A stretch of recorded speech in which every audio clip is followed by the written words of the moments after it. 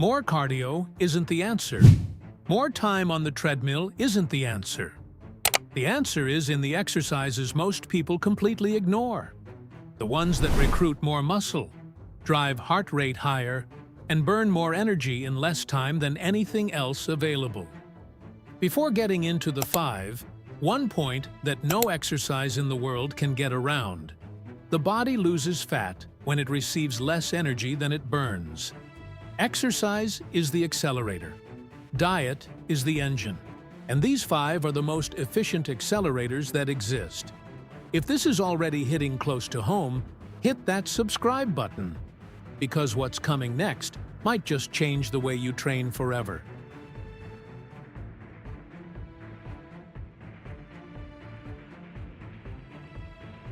Exercise 1. Kettlebell swing. If you've ever walked through a gym and seen that weight with the different handles sitting in a corner with nobody touching it, you probably never stopped to understand what you were walking past. The kettlebell swing is one of the most complete fat loss movements that exists, and one of the most ignored. It's not an arm exercise. It's not a shoulder exercise. It's a hip, posterior chain, and cardiovascular conditioning movement that happens simultaneously in every single rep. The power comes entirely from the glutes, hamstrings, and lower back, the largest and most energetically expensive muscles in the body. The arms are just hooks holding the weight. What makes this movement so effective is the combination of force and speed in every rep. Each swing is a muscular explosion, followed by an immediate reset and another explosion. There's no rest position during the set. The muscle works, the heart works, the cardiovascular system works, and everything happens at the same time, rep after rep. Studies with experienced practitioners showed that 20 minutes of ballistic kettlebell work can burn around 13 to 14 calories per minute, with heart rate near 87% of maximum. For reference, that's sprint-level demand. There's a popular number floating around online claiming 20 calories per minute. But that figure came from a study using the snatch, a far more technical movement with highly trained practitioners, and a portion of the data was estimated rather than directly measured. The two-handed swing lands at 13 to 14 per minute. That still beats any steady-state cardio found on a treadmill. Beyond the direct caloric burn, the swing simultaneously builds glutes, hamstrings, lower back, and core. That means beyond spending energy during the session, the musculature that increases basal metabolism over time is being developed, an effect that extends far beyond any single workout. Execution starts with the hip hinge. Feet slightly wider than shoulder width. Kettlebell on the floor in front of the body. Push the hips back, grip the kettlebell, swing it between the legs, then drive the hips forward with force. The spine stays neutral throughout, not rounded on the way down, not hyperextended at the top. At the peak of the swing, the body is completely upright. Glutes contracted, kettlebell floating at chest height for a moment before coming back down. Start light, master the hinge, then build up to sets of 15 to 20 hard swings with short rest between them. Exercise 2. Sled push and drag. The sled is probably the dustiest piece of equipment in any gym that has one. It sits in a corner, nobody touches it, and people walk straight past it toward the treadmill. That's one of the biggest mistakes someone can make in a fat loss training session. The sled is one of those rare movements that allows working at near maximal effort while causing almost no damage to the body. That might sound like a contradiction, but that's exactly the point. When pushing or dragging the sled, there's no lowering phase, no eccentric phase. In movements like the squat or deadlift, the muscle lengthens under load on the way down, and that's the phase that leaves soreness for days afterward. The sled eliminates that completely. The movement is always pushing forward, never absorbing. That means giving everything available. Legs burning, and lungs screaming, and waking up the next morning without feeling wrecked. Don't be fooled by the apparent simplicity. It's genuinely hard. When researchers measured heavy sled work, blood lactate climbed from resting levels past 12, and in some studies even higher, with heart rates pushing toward 95% of maximum. Those are numbers that normally only show up at the absolute edge of a full sprint. And the sled gets there without the impact, without the accumulated wear, and without the recovery debt dragging into the rest of the week. About the calorie numbers circulating online claiming 300, 400, or even 500 calories in 30 minutes. Those numbers are invented. There's no solid study putting a clean calorie figure on sled work. What the research does show is what actually matters: that this movement drives the metabolism into a near maximal state without breaking the body down in the process.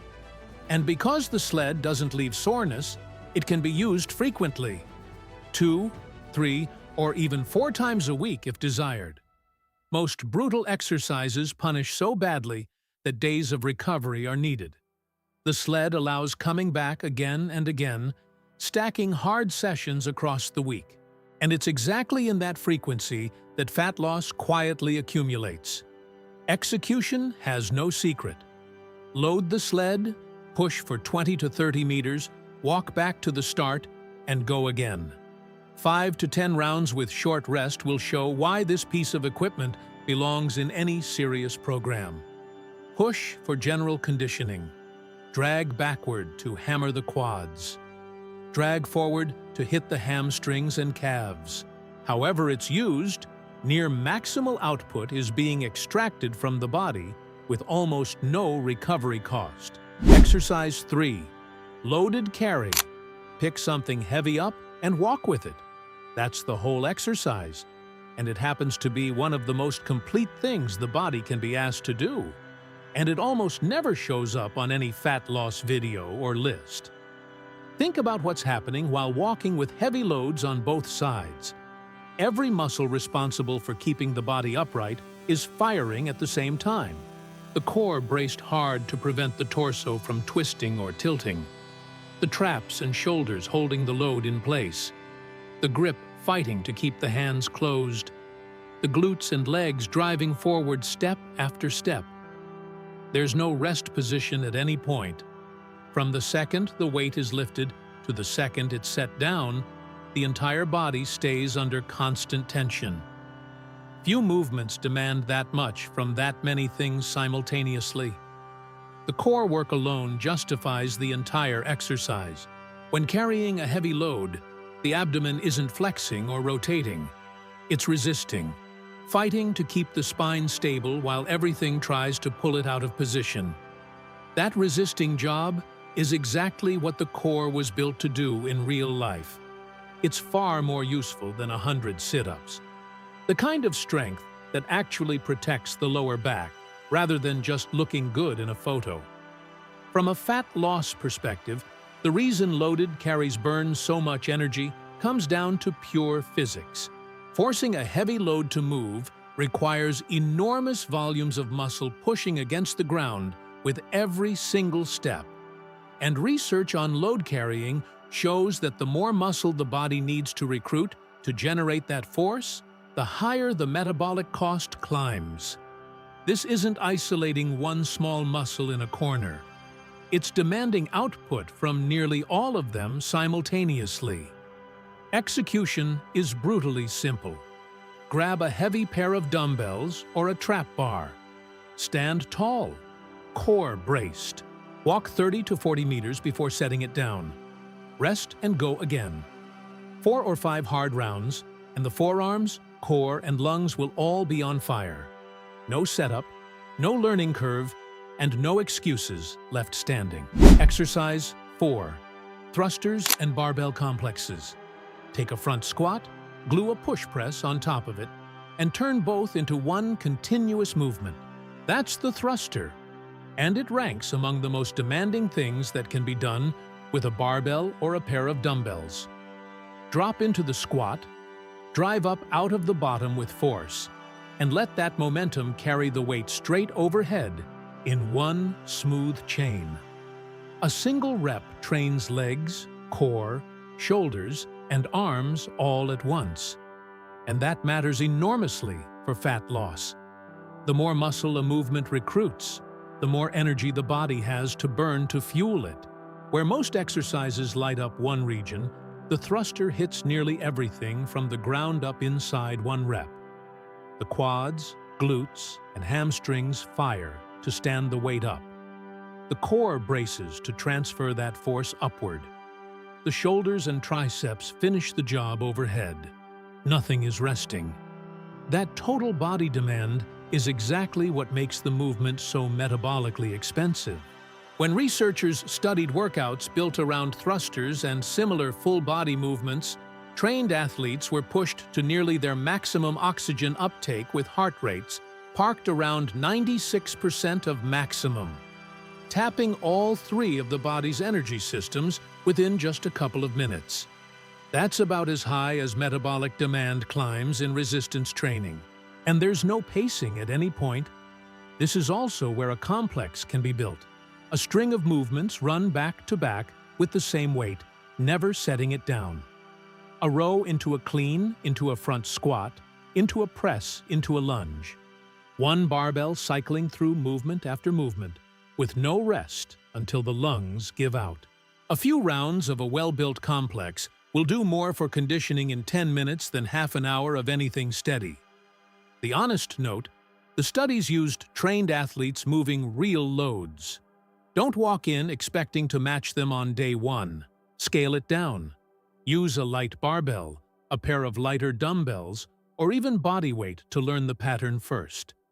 The magic lives in the continuous flow, not in the weight.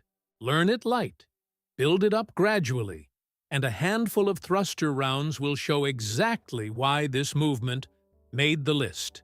Exercise 5. Battle ropes. This is the one most people dismiss on first glance, and they're completely wrong to do so.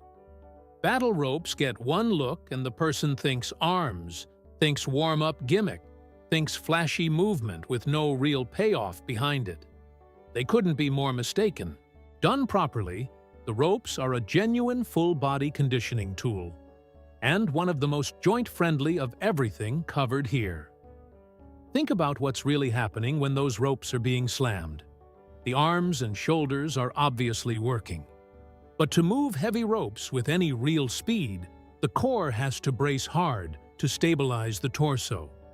The legs have to stay loaded in an athletic stance, and the whole body has to stabilize against the constant pull of the rope. The faster and harder the effort, the more of the body gets dragged into it. So while it only looks like an arm exercise, it's the entire body fighting to keep that rhythm alive. The intensity is no joke. When this was measured, people working the ropes hit an average heart rate around 79% of maximum and sustained an effort researchers classified as vigorous, burning roughly 10 calories per minute. That places the ropes near the top when stacked against other common conditioning moves, above squats, above burpees, sitting in the same hard-breathing territory as the toughest body weight work.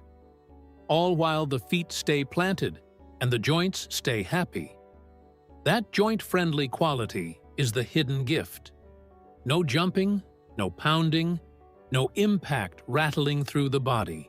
If the knees are cranky, if the lower back doesn't love running, if running simply beats the body up, the ropes hand over near maximal effort, with almost none of the wear and tear, so going hard doesn't mean paying for it the next morning. But there's one detail most people miss. 10 calories per minute is excellent. A 30-second burst will never change the body. Enough volume needs to accumulate to count. A quick novelty blast at the end of a workout does almost nothing. Real rope work means rounds, 30 seconds on, short rest, and repeat again and again until enough total work has stacked up to actually matter. Treat it seriously, and it earns its keep. Treat it like a toy, and it stays one. Use it as a finisher. Pick a style. waves, slams, or circles. Go hard for 30 seconds, rest briefly, and repeat for 8 to 10 rounds. By the end, the lungs will be screaming and the entire upper body will be cooked. And it'll never get called an arm exercise again. How to put the 5 to work. All 5 aren't needed every day. Pick 2 or 3 and turn them into a finisher at the end of normal training. Or build 1 or 2 dedicated circuits a week. Sled pushes, a heavy loaded carry, and rope rounds run back to back with short rest, high effort, and tight sessions. 20 hard minutes will always beat an hour of going through the motions. Keep the order of importance straight. These movements spend energy and protect muscle, while the diet creates the deficit that actually strips the fat away. Train hard, eat in a controlled deficit with enough protein. And these 5 become the accelerator. Skip the diet, and none of it amounts to anything. Which of the 5 are you testing this week? Drop it in the comments. It's always interesting to hear what made the most sense for each person. If this video was useful, hit the like button. It genuinely helps the channel grow and reach more people. And if you're not subscribed yet, subscribe now and turn on notifications so you don't miss what's coming next.